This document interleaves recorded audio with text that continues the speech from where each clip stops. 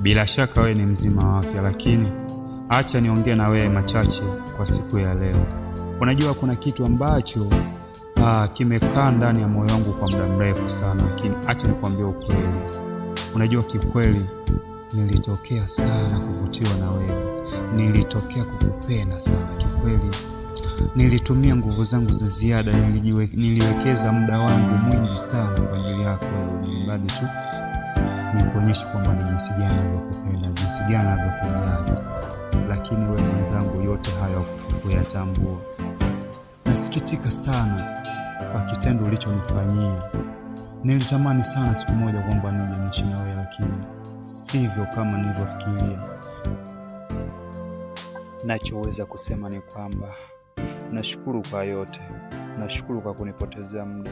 Nashukuru kwa kutonijali. Lakini tambua kwamba ulikuwa ndani ya moyo wangu.